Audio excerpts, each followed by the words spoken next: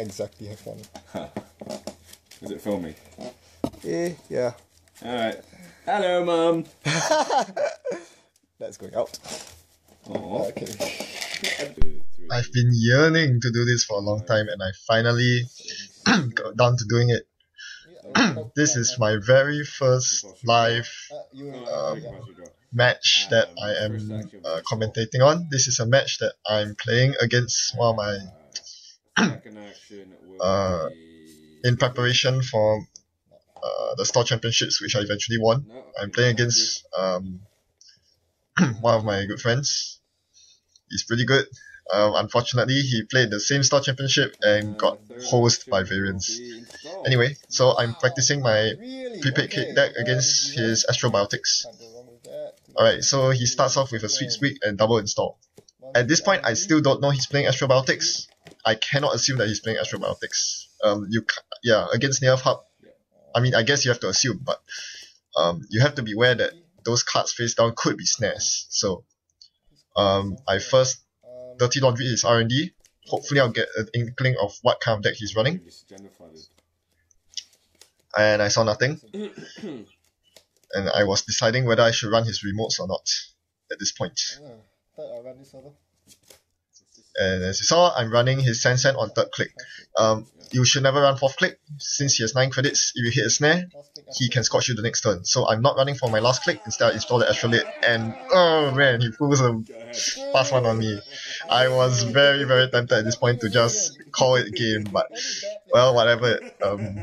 Let's try to play it from behind. I'll take this as a personal challenge. So, over to me. First thing I do is Diesel. Yeah, that's the thing. You have to regularly check ambience remotes. You cannot let them get the first Astro script. Otherwise, in a case like this, it's probably game. And I'm not really sure what I did here. I think I took credits. I'm very sorry for the horrible camera angle. I'm not very... This is obviously my first shot, and it was a very makeshift video recording, as you can see. So, it's... yeah, the quality is not there, but hopefully you can make out what's going on. And yeah, here I realized I made the huge mistake.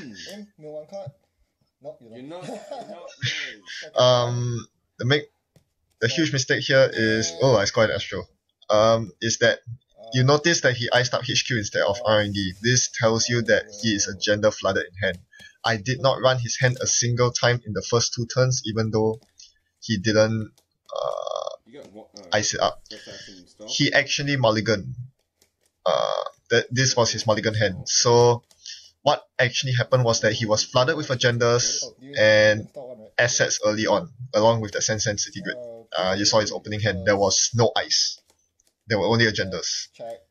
What I should have done was to repeatedly run his hand. I did not do that, and because of that, that was a huge mistake. If someone mulligans and they show no ice on HQ or R&D, there's a very good chance that they are agenda flooded in hand. I assumed that he was playing horizontal NBN with dedicated response teams and snares. I was wrong. So always check the hand over R&D. That was the biggest mistake I made. I dirty laundry into R&D first turn. I should have checked his hand, because if he has no ice, there's a very good chance that that he's agenda flooded.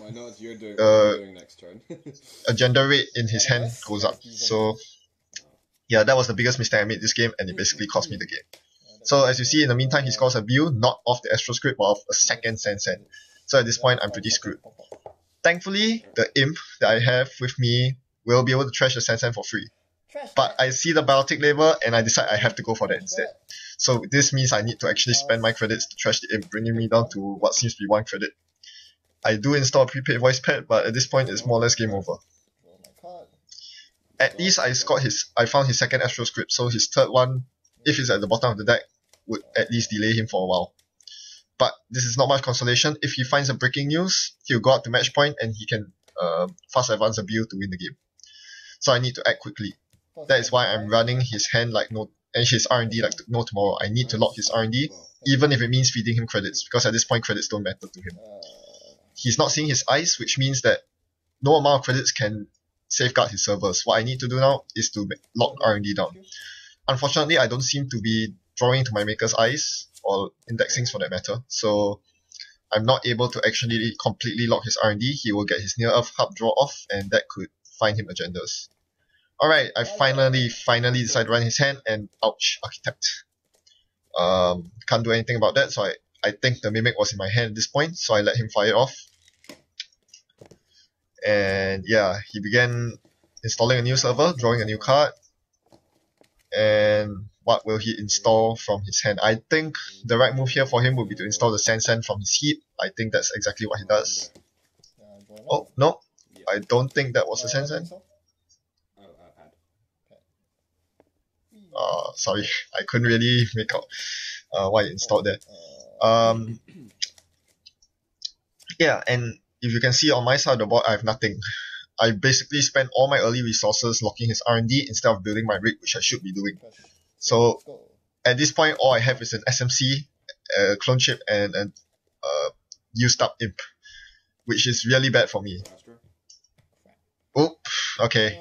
Game just became impossible. He found his third Astro script, which is pretty stupid because I don't think he has a daily business show on the board. He found 3 Astro scripts so early on, so that's just, this is the auto win problem of Near Earth Hub. That if you have been watching my Near Earth Hub video, the description of my Near Earth Hub deck myself, you heard me say that it's an auto win deck. These are the kind of situations that you auto win against. Granted, I should have stole the first Astro script he scored, but following that, there was absolutely nothing I can do. If he draws the Astro script at the right time and all of them appear at the top of his deck, there's absolute, yeah. He's now just 1 breaking news away from winning, 1 Bew away from winning, yeah.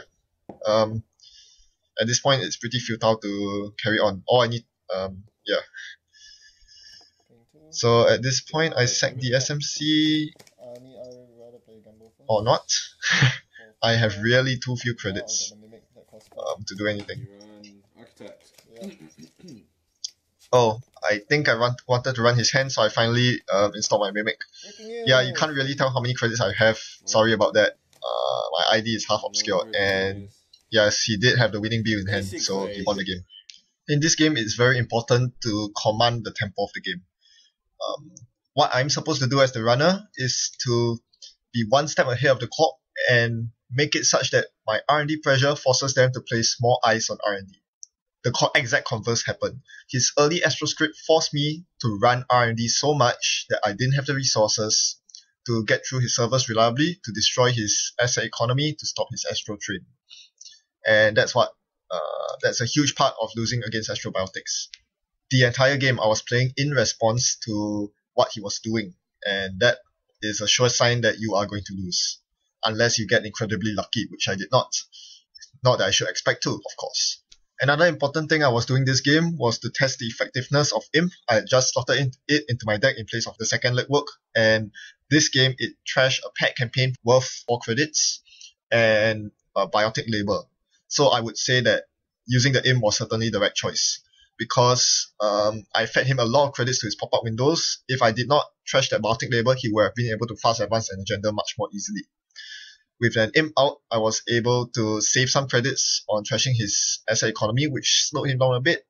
And anyway, the legwork wouldn't have really helped in that situation, because I wouldn't have even used it. This game I played a couple of diesels, and he fed me a couple of draws with Astrolabe, but I just couldn't draw into any of my R&D digging cards. Indexing would have been really helpful here, something that I note from Kalimsha's prepaid voice pack deck, and I eventually took it out, but it would have been useful in this particular situation where there was virtually no eyes on R&D. So those were my main takeaways from the game.